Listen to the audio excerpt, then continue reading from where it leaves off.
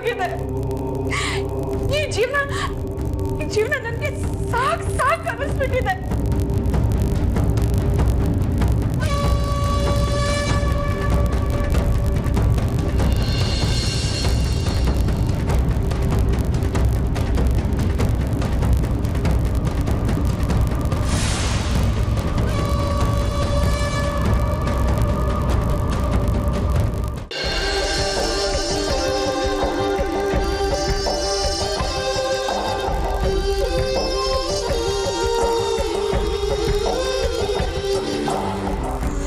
ಹೋಗೋಣ ಬಾರೋ. ನಮ್ಮಿಂದ ಏನಾದರೂ ತಪ್ಪಾಗಿದ್ರೆ ಹೇಳು. ಮನೇಲಿ ಇರೋರೆಲ್ಲ ಕರ್ಕೊಂಡು ಬಂದು ಸಾರಿ ಕೇಳಿಸ್ತೀನಿ.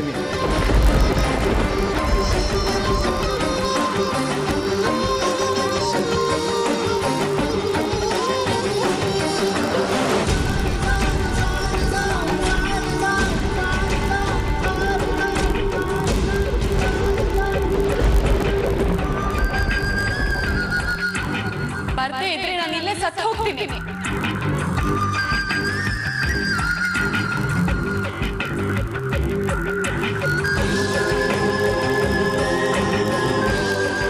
ಯಾರು ನೀವಲ್ಲ?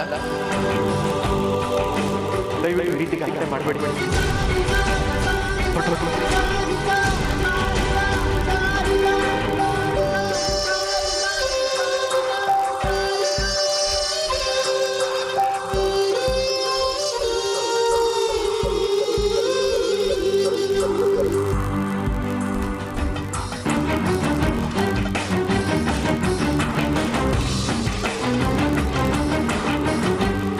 ಮನೋಜ,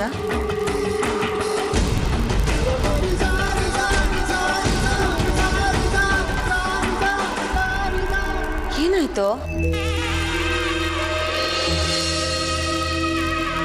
ನಾನು ತಪ್ಪು ಮಾಡ್ಬಿಟ್ನೇನೋ ಅಂತ ಅನಿಸ್ತಿದ್ಯಮ್ಮ.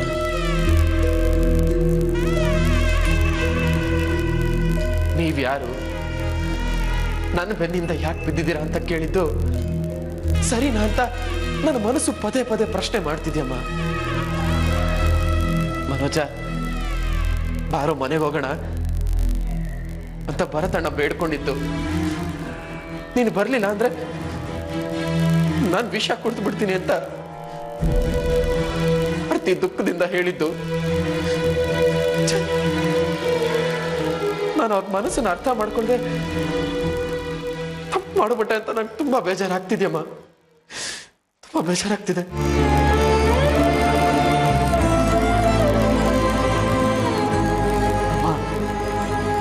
ನಾನು ಮನೆ ಬಿಟ್ಟು ಹೋಗಿ ಇಷ್ಟು ತಿಂಗಳು ಅವ್ರ ಮನ್ಸಿಗೆ ನೋವು ಕೊಟ್ಟು ಅಲ್ದಾಡ್ತಿದ್ದೆ. ಆದ್ರೆ ಇವತ್ತು ಅಮ್ಮ ಅವ್ರು ನಾನು ನೋಡಿದ ತಕ್ಷಣ ಎಷ್ಟು ಖುಷಿ ಪಟ್ರು ಗೊತ್ತಾ? ತುಂಬಾ ಖುಷಿ ಪಟ್ರು. ಆದ್ರೆ ನಾನು ಅವ್ರ ಮನಸ್ಸಿಗೆ ನೋವು ಮಾಡ್ಬಿಟ್ಟೆ. ಅವ್ರ ಮನ್ಸಿಗೆ ನೋವು ಮಾಡ್ಬಿಟ್ಟೆ. ನಾನು ಮಾಡಿದ ತಪ್ಪು ತಾನೆ? ನಾನು ಮಾಡಿದ ತಪ್ಪಲ್ವೇನಮ್ಮ? ಇಲ್ಲ ಕಣ, ನೀನ್ ಮಾಡಿದ ತಪ್ಪಲ್ಲ, ಸರಿನೇ ಇದೆ.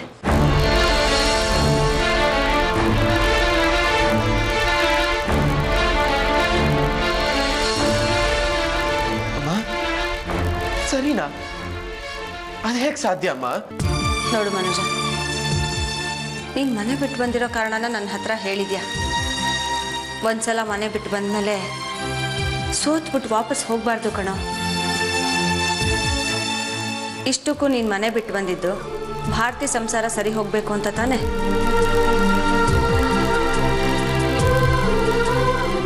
ಅದ್ರಲ್ಲಿ ನಿನ್ ತಪ್ಪೇನಿದೆ? ಮನೆ ಮಗನ ಹಾಗೆ ಪ್ರೀತಿಯಿಂದ ಸಾಕಿದ್ರಲ್ಲ, ಅವ್ರಿಗೂ ಒಂದು ಮಾತು ಹೇಳ್ದೆ ಓಡ್ ಬಂದಲ್ಲಮ್ಮ ನಾನು. ನೋಡು, ನೀನು ಮನೆ ಬಿಟ್ಟು ಓಡ್ ಬಂದಿರ್ಬೋದು, ಭಾರತಿ ನಿನ್ನ ಬೈದಿರ್ಬೋದು. ಇದೆಲ್ಲ ನನಗೆ ಗೊತ್ತೇ ಇದೆಯಲ್ಲೋ. ಇದೆಲ್ಲ ನನಗೆ ಗೊತ್ತಿರೋದ್ರಿಂದಾನೇ ನಾನು ಹೇಳ್ತಾ ಇರೋದು, ನೀನು ಅವ್ರ ಹತ್ರ ವರ್ತಿಸಿದ ರೀತಿ ತಪ್ಪಲ್ಲ ಅಂತ.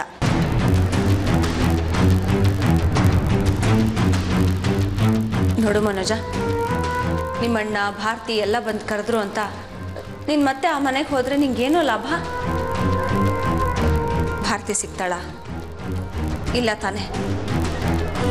ಮತ್ತೆ ಹಳೆ ಕಥೆಗಳೇ ಶುರು ಆಗತ್ತೆ ಕಣೋ. ಸಮಸ್ಯೆಗಳು ಇನ್ನೂ ಜಾಸ್ತಿ ಆಗತ್ತೆ.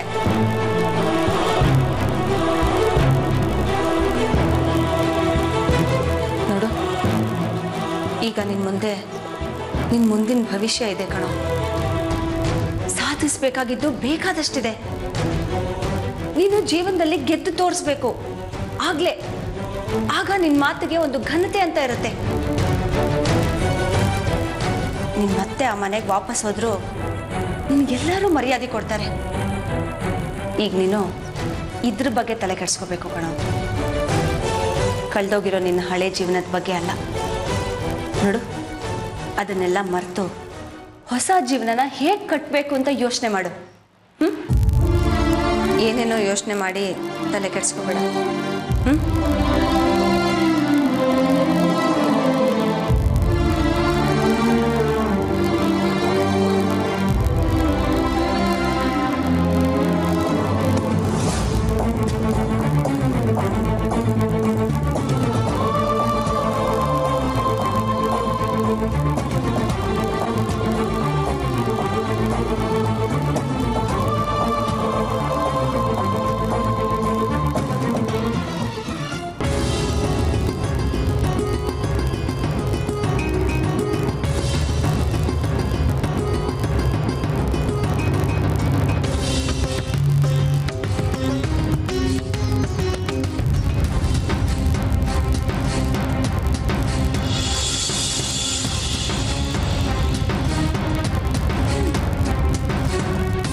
ವರ ಕೊಟ್ಟರು ಪೂಜಾರಿ ವರ ಕೊಡಲ್ಲ ಅಂದಂಗಾಯ್ತು ನಿನ್ನ ಕತೆ.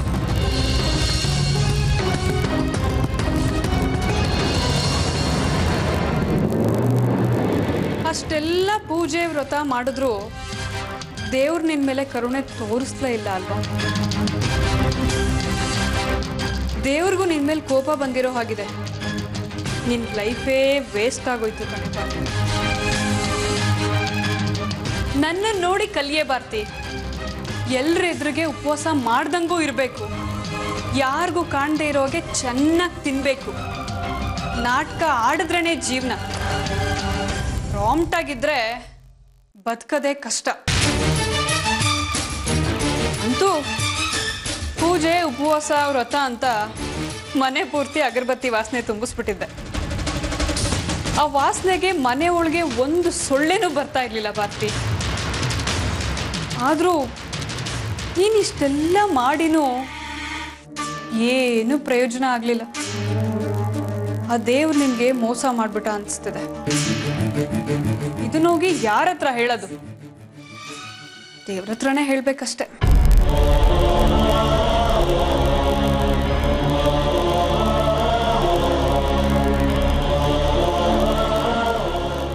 ಏನೇ ನೀನು? ನಾನು ಅವಾಗ್ಲಿಂದ ಇಷ್ಟೊಂದು ಮಾತಾಡ್ತಿದ್ದೀನಿ, ಸುಮ್ಮನೆ ಕೂತ್ಕೊಂಡಿದ್ಯಲ್ಲ. ಯಾಕೆ ರಿಪ್ಲೈ ಮಾಡೋಕ್ಕೆ ಕಷ್ಟ ಆಗ್ತಿದ್ಯಾ?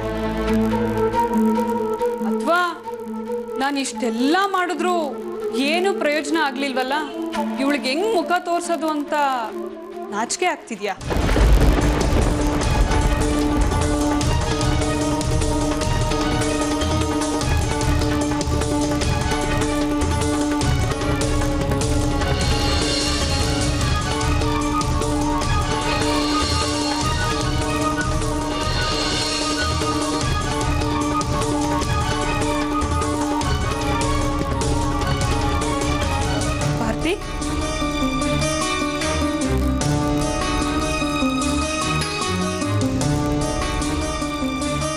ಭಾರತಿ,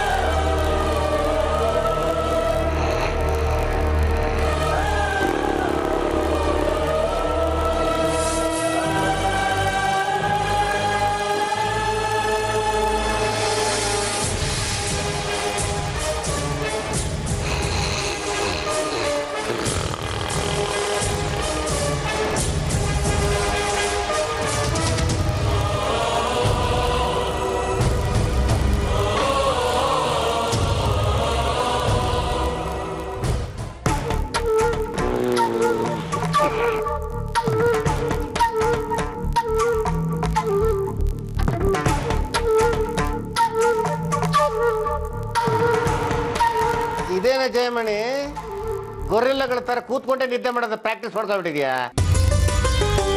ಅರ್ಧ ಹಂಗೆ ಕೂತ್ಕೊಂಡು ನಿದ್ದೆ ಮಾಡೋದು ಮನುಷ್ಯರಿಗೆ ಸೆಟ್ ಆಗಲ್ಲ ಕಣೆ. ನಾಳೆ ಬೆನ್ನು ಸೊಂಟ ನೋವು ಕತ್ತು ನೋವು ಅಂತ ಡಾಕ್ಟರ್ ಬೇರೆ ಹೋಗ್ಬಿಡ್ತೀಯ ಜೋಬ್ ಖಾಲಿ ಮಾಡಕ್ಕೆ. ಮಾಲಕ್ಕು ನಾಳೆ ಬೆಳಿಗ್ಗೆ ಕೈ ತುಂಬ ಕೆಲಸ ಇದೆ ನನಗೆ. ಅಡುಗೆ ಮಾಡಬೇಕು, ಡ್ರೆಸ್ ರೆಡಿ ಮಾಡಬೇಕು. ಮಾಲ್ಕೊಳ ಜಯಮಣಿ ನಿಂದೊಳಗೆ ಕಥೆ ಆಯ್ತಲ್ಲ. ನಂಗೆ ಯಾಕೋ ಭಾರತಿ ನೆನಪಾಗ್ತಿದ್ದಾಳೆ ರೀ. ಅಯ್ಯೋ ಹೊಸ ಕಥೆ ಆಯ್ತಲ್ಲ ನಿಂದು. ರಾತ್ರಿ ಹೊತ್ತಲ್ಲಿ ದೆವ್ವ ದೇವ್ರದ್ ನೆನಪಾಗೋದ್ ಬಿಟ್ಟು ಇದು ಒಳ್ಳೆ ಕಥೆ ಶುರು ಮಾಡ್ಕೊಂಡ್ಬಿಟ್ಟಿದ್ಯಲ್ಲ, ಭಾರತಿ ಭಾರತಿ ಅಂತ. ಸುರ ಮಲ್ಕೊಳೆ. ಮಕ್ಕಳು ಅನ್ನೋ ಜವಾಬ್ದಾರಿನೇ ಇಲ್ಲ ನಿಮ್ಗೆ. ನಿಮಗೆ ಹೇಗೆ ಮಕ್ಕಳು ನೆನಪಾಗ್ಬೇಕು ಹೇಳಿ? ನನಗ್ ಭಾರತಿ ಜೊತೆ ಮಾತಾಡ್ಬೇಕು ರೀ. ಇದು ಒಳ್ಳೆ ಕಥೆ ಆಯ್ತಲ್ಲ ನಿಂದು. ರಾತ್ರಿ ಭಾರತಿ ನೆನಪಾಗುತ್ತೆ ಭಾರತಿ ನೆನಪಾಗುತ್ತೆ ಅಂತ ನಿಂದು ಒಳ್ಳೆ ಮಾತು ಹೃದಯ. ನಿಂಗೆ ಯಾವ ಹೊತ್ತಲ್ಲಿ ಏನೋ ನೆನಪಾಗ್ಬಿಡೋದು. ನಿನ್ ಮಗಳಿಗೆ ಫೋನ್ ಮಾಡೋದು, ಹಲೋ ಮಗಳೇ ಹೆಂಗಿದ್ಯಾ? ಮಗಳು ಅಮ್ಮ ನಾನು ಚೆನ್ನಾಗಿದ್ದೀನಿ, ಇಷ್ಟ ತಾನೆ. ಇದನ್ನ ಬೆಳಿಗ್ಗೆ ನೋಡ್ಕೊಂಡ್ರೆ ಇವರ ಮಲಕ. ಇಲ್ಲ ರೀ, ಒಂದ್ಸಲ ನಾನು ಭಾರತಿ ಹತ್ರ ಮಾತಾಡ್ಬೇಕು. ನನಗೆ ಭಯ ಆಗ್ತಿದೆ ರೀ. ಅವಳ ಮನ್ಸಿಗೆ ನಾಳೆ ಬೆಳಿಗ್ಗೆ ಬೇಕಾದ್ರೆ 1 ಗಂಟೆ ಮಾತಾಡು. ನೀನು ಫೋನ್ ಮಾಡಕ್ ಹೋಗ್ಬೇಡ, ಮಿಸ್ ಕಾಲ್ ಕೊಡು. ಅವಳೇ ಫೋನ್ ಮಾಡ್ತಾಳಲ್ಲ, 1-1.5 ಗಂಟೆ ಡೀಟೇಲ್ ಆಗಿ ಮಾತಾಡ್ಬಿಡು. ನೋಡ ಈಗ ಮಾಲಕ ಲೈಟ್ ಆಫ್ ಮಾಡೋ, ಇಲ್ಲಾಂದ್ರೆ ಕೆಳಗಡೆ ಮೀಟರ್ ಓಡ್ತಾ ಇರುತ್ತೆ ಜೀಂತ ಜೋಬ್ ಖಾಲಿ ಆಗುತ್ತೆ. ಸುಮ್ಮನೆ ಮಾಲಕ್ಬೇಳೆ. ನಿಮ್ಮ ಹೆಂಗಸ್ರಿಗೆ ಯಾವ್ಯಾವಾಗ ಏನೇನು ನೆನಪಾಗುತ್ತೆ ಅಂತ ಆ ಕೃಷ್ಣ ಪರಮಾತ್ಮಂಗೆ ಗೊತ್ತು.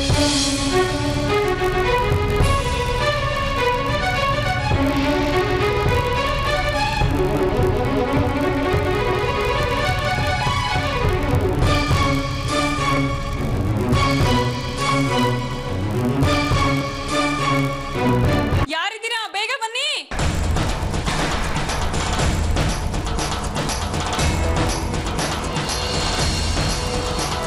ಯಾರಿದ್ದೀರಾ?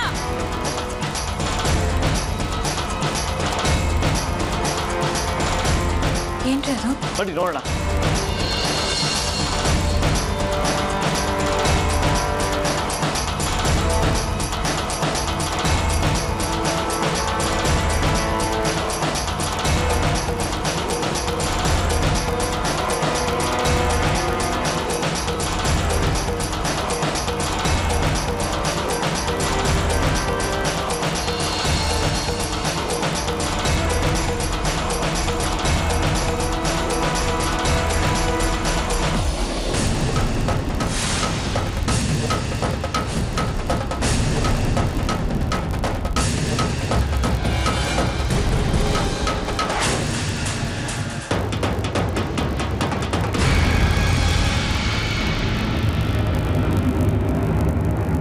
ಏನಾಯ್ತು? ಭಾರತಿ ಯಾಕೆ ಹಿಂಗ್ ಬಿದ್ದಿದ್ದಾಳೆ?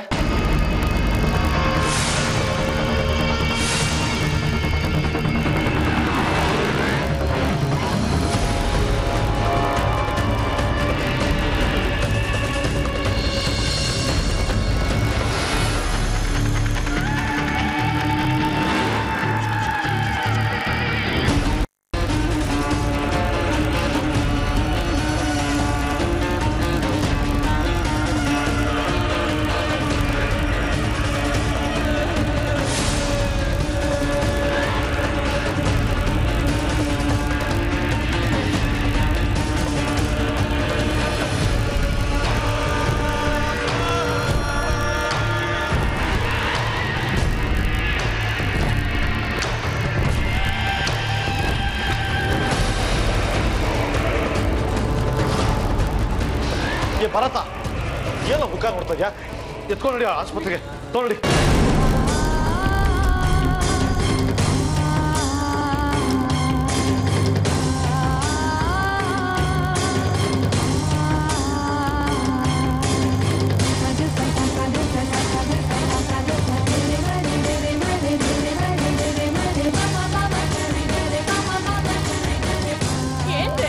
ಏನಾಯ್ತು? ಭಾರತಿ ನಿದ್ದೆ ಮಾತ್ರೆ ತಗೊಂಡಿದ್ದಾಳೆ.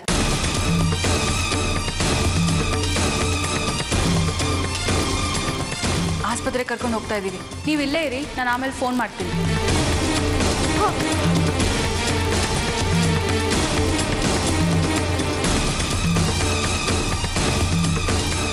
ಶರತಾ ಶರತಾ ಶರತಾ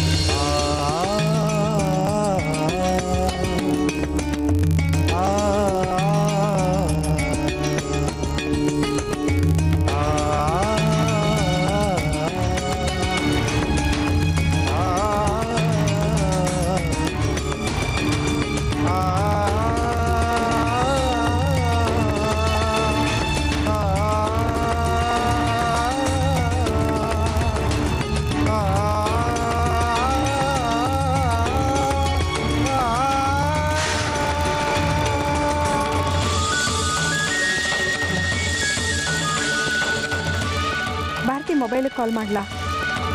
ಮಲ್ಕೊಂಡಿರ್ತಾಳೇನೋ. ಮಲ್ಕೊಂಡಿದ್ರೂ ಪರವಾಗಿಲ್ಲ, ಯಾಕೋ ತುಂಬ ನೆನಪಾಗ್ತಿದೆ, ಮಾತಾಡಬೇಕು ಅನ್ನಿಸ್ತಿದೆ. ಫೋನ್ ಮಾಡೇ ಬಿಡ್ತೀನಿ.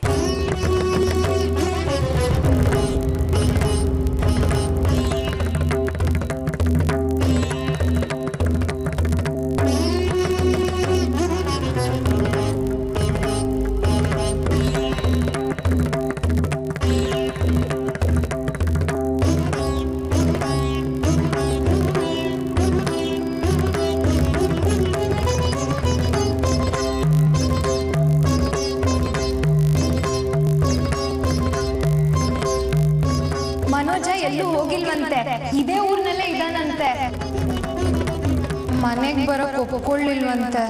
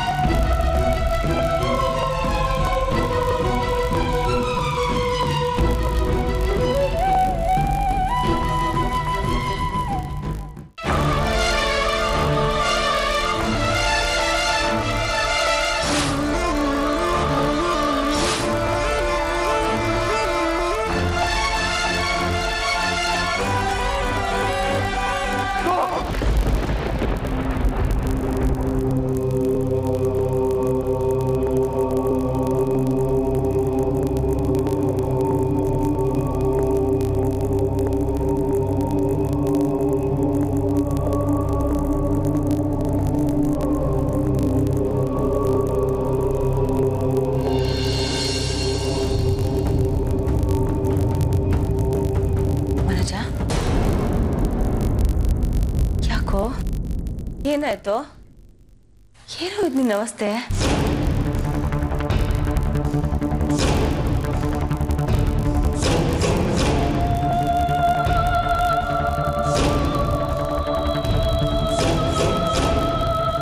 ಅಮ್ಮ, ಹಿಂಗೆ ಮತ್ತೆ ಮತ್ತೆ ಭಾರತಿ ಕಾಡ್ತಿದ್ದಾಳಮ್ಮ.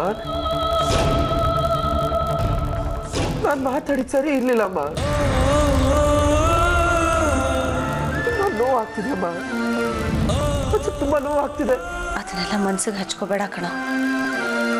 ಎಷ್ಟೋ ದಿನ ಆದ್ಮೇಲೆ ಅವಳು ನೋಡಿದ್ಯಲ್ಲ, ಅದಕ್ಕೆ ಹೀಗೆ ಕಾಡ್ತಾ ಇದೆ ಅಷ್ಟೇ. ನೋಡು, ನಿನ್ನ ಮುಂದಿನ ಜೀವನ ತುಂಬ ಇದೆ. ನೀನು ಇನ್ನೂ ಮಾಡಬೇಕಾಗಿರೋದು ತುಂಬ ಇದೆ ಕಣ. ಇದಕ್ಕೆಲ್ಲ ತಲೆ ಕೆಡಿಸ್ಕೋಬಾರ್ದು. ಮಲ್ಕೋ. ಅಮ್ಮ, ನನಗೆ ಭಾರತಿಗೇನೋ ಆಗಿದೆ ಅಂತ ಅನ್ನಿಸ್ತಿದ್ಯಮ್ಮ. ಭಾರತಿಗೇನೋ ಆಗಿದೆಯಮ್ಮ, ಭಾರತಿಗೇನೋ ಆಗಿದೆ.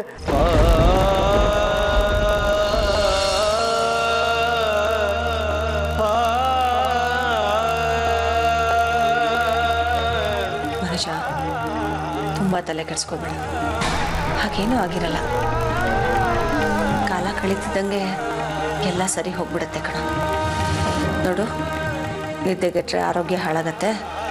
ಏನೇ ಮಾತಾಡೋದಿದ್ರು ಬೆಳಿಗ್ಗೆ ಮಾತಾಡೋಣ. ಮಲ್ಕೊಪ್ಪ.